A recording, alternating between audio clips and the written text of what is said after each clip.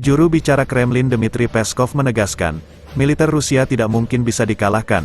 Komentarnya menyusul klaim baru-baru ini oleh Presiden Vladimir Putin bahwa pemerintah Barat menurunkan ekspektasi mereka mengenai hasil konflik Ukraina. Sudah saatnya semua orang di Kiev dan Washington menyadari, tidak mungkin mengalahkan Rusia di medan perang, kata Peskov kepada jurnalis Rusia Pavel Zarubin seperti dikutip dari RT.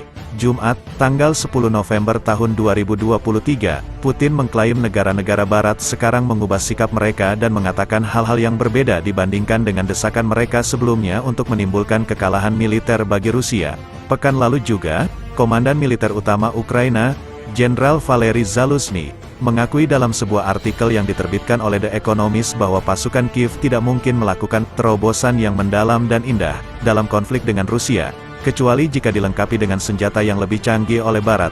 Ia menyatakan bahwa pertempuran tersebut menemui jalan buntu dan bisa berlarut-larut selama bertahun-tahun, meskipun Peskov menanggapi penilaian tersebut dengan menegaskan bahwa pasukan Moskow tidak menemui jalan buntu.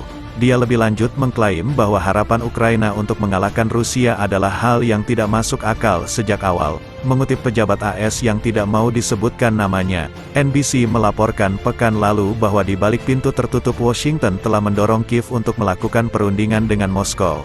Media tersebut juga mengklaim bahwa AS telah melakukan diskusi tidak resmi yang halus dengan Kiev mengenai konsesi yang bersedia diberikan oleh Ukraina dalam kemungkinan perundingan perdamaian. Seorang juru bicara Departemen Luar Negeri membantah klaim tersebut. Sementara Presiden Ukraina Volodymyr Zelensky mengulangi bahwa pemerintahnya tidak akan melakukan negosiasi kecuali Rusia menarik pasukannya dari wilayah yang berbatasan dengan Ukraina pada tahun 1991.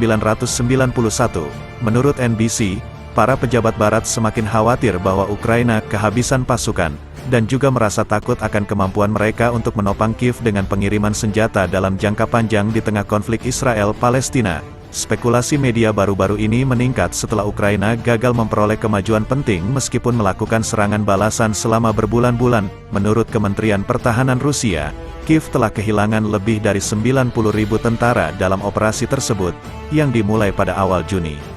Sementara itu, Putin telah mengadakan pertemuan tertutup dengan para komandan tinggi selama kunjungan mendadak ke markas besar distrik militer selatan Rusia, yang mengawasi operasi militer di Ukraina. Sekretaris Pers Kremlin Dmitry Peskov mengatakan Putin singgah di Rostov-on-Don dalam perjalanan kembali dari kunjungan kenegaraan ke Kazakhstan, ditemani Menteri Pertahanan Rusia Sergei Shoigu dan Kepala Staf Umum, Valery Gerasimov.